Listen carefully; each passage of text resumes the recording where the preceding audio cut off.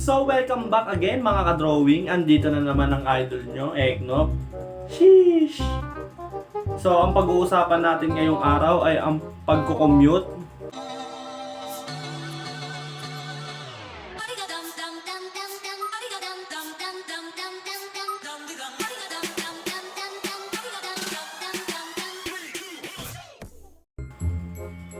Number 1, the Rapunzel. Ito mga kaibigan, kaya ko siya tinawag na the Rapunzel.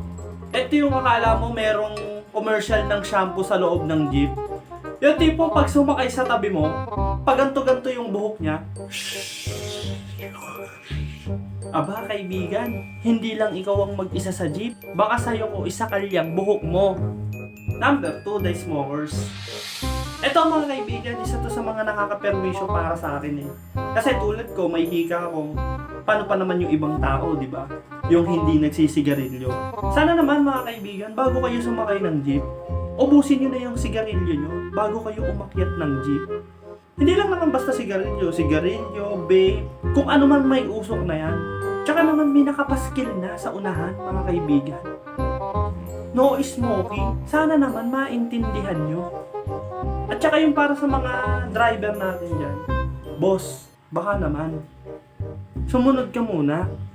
Paano ka susundin ng ibang pasahero kung hindi ka sumusunod? Kung gusto mo, doon ka sa ilalim ng tambucho, tsaka namin bubudbudin yung bungalngal mo ng tambucho. Number 3, the Sleeping Beauty. Ito madalas nakaka-bad trip din tong mga to eh. Yung tipong pare-parehas kayong pagod, tapos pauwi kayo galing trabaho. Ito yung akala mo kung makasandal sa'yo, best friend mo. Nakaganto siya tapos nakaganyan. Yung bumabarandal-barandal pa habang naandal yung jeep. Aba kaibigan, okay lang sana sa akin kung baby girl ka. Ang kaso, mas bigutilyo ka pa sa akin. May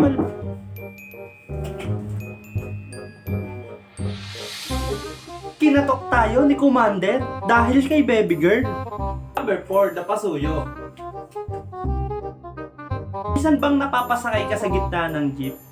Yung tipong nasa gitna ka? Yung tipong pag nagbayad ka, bayad po. Merong pasaherong kala mo bungol.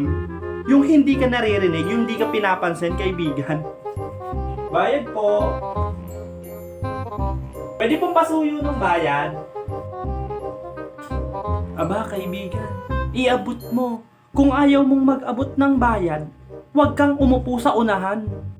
Number 5, the feel at home. Ito yung mga pasaherong akala mo nasa bahay.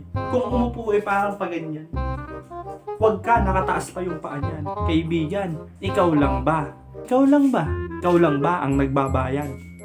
Pwede naman pakiayos ng upo. Siksikan na nga, nakataas pa yung kamay mo, nakataas pa yung paa mo. Number 6, the on the spot. Kaibigan eh, ito yung mga pasaherong gusto lagi yung pagpumara, nandyan na agad. Aba, gusto mo mamatay tayong lahat? Kung gusto mo palang bumaba sa tapat ng bababaan mo, sana malayo pa lang bumaba ka na, di ba? Pero sana, boss jeep driver, sana naman marinig mo pag may pumara. Hindi yung tipong puro bayad lang yung naririnig mo. Ito naman mga boss naman, baka pagka yung may marami kang dala, pag sumakay ka ng jeep, doon ka sa unahan. Huwag ka naman sa gitna, tsaka sa unahan, sa likod. Ang hirap na ng dumaan, isisiksik mo pa yung mga dala mo. Mahiya ka naman. Nagbabayad ka naman, di ba?